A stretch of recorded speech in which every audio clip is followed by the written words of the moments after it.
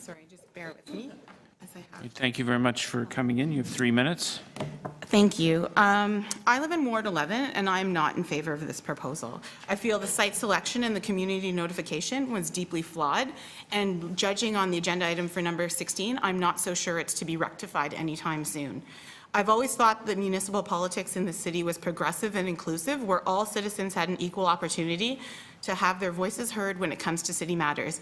But in recent weeks, and currently during this meeting, it's become clear that some voices have more opportunity to be heard than others.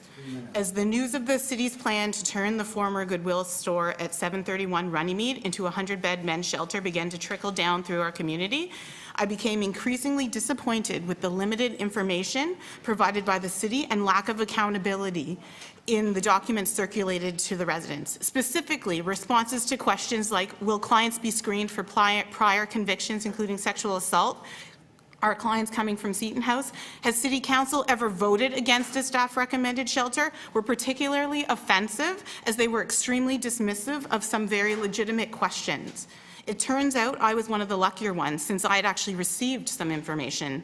Notably, many in our community that live a block south of the Goodwill site in Ward 13 received no information on the proposal or the planned information session, despite living well within the 250-meter distance stipulated in the city's own engagement and best practices guidelines. On top of that, the information provided was in English only, which is the mother tongue of only 46% of the people in our ward.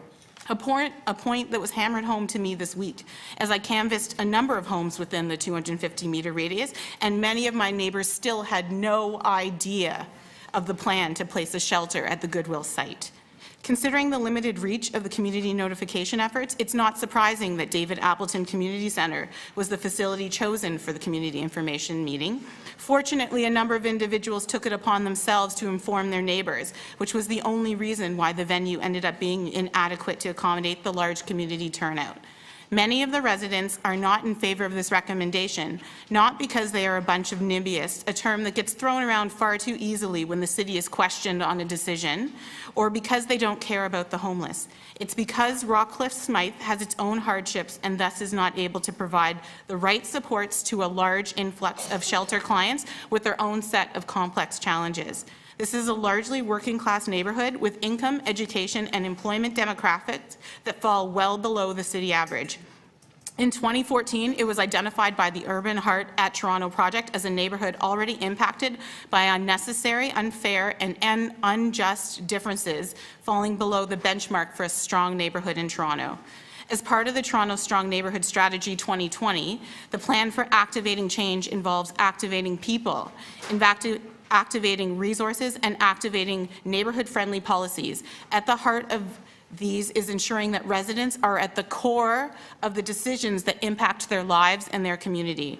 It's become clear to me that our ability to provide input and make decisions is solely at the discretion of the city and is limited to splash pads and community gardens. Unfortunately, what I've witnessed during this process, rather than empowering individuals, has only fueled an apathy of an already marginalized community. Thank you. Great. Thank you very much for your comments. Question for the deputant. Councillor Nunziata. Yes, Jennifer, so did you attend all 3 meetings? I tried to get into the first. I've gone to the second and third. Oh, okay, okay. So at the second and third meeting, the presentation that the staff did make did they answer all the questions? No, they didn't. It was very, similarly with your documents about how to engage the public, you eliminated a whole range of concerns that people have beforehand. You get straight to the facts of the site and what you're going to do with it. And that's not why people showed up. They want to understand, if you put this there, what's going to happen. Sure, some of their concerns perhaps may be a little bit unfounded, but I think they certainly demand answers. And we didn't get those at any of the meetings. Thank you. Any other questions for the deputant? Just very briefly, my notes indicate that there were community consultations on May the 31st, June the 9th, and June the 13th. That's correct. Making this technically the 4th chance for the... You can have a meeting, but if you don't answer any of the questions, you might as well not bother. Do you think there's a democratic deficit? This is I absolutely do, and I think that your policies for how to inform the public are talking about how to hold a meeting and having a greeter at the door. The answers that were provided in your handouts were insulting. You start with, council's never voted this down.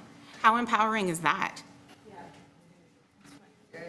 And your answers are weak. If I was in the public sector and was able to give some of the answers that were provided to me, I'd be fired. So it's not the volume of the number of meetings, it's the Quality was content poor. of the meetings. Very poor. Okay, fair enough. Can I ask the same? Councillor Fletcher? I just wondered if you'd had a chance to look at some of the other shelters that were cited and some of the best practices. that were I introduced. haven't Can I had an finish my opportunity. question? Sorry, go ahead.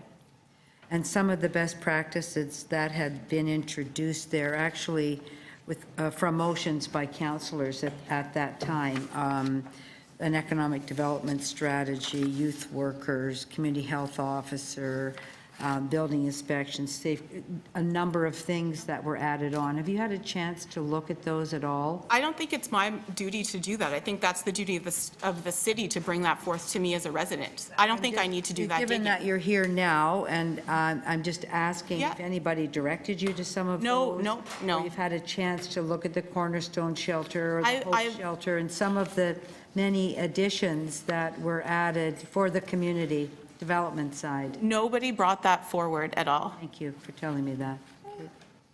Okay, thank you very much.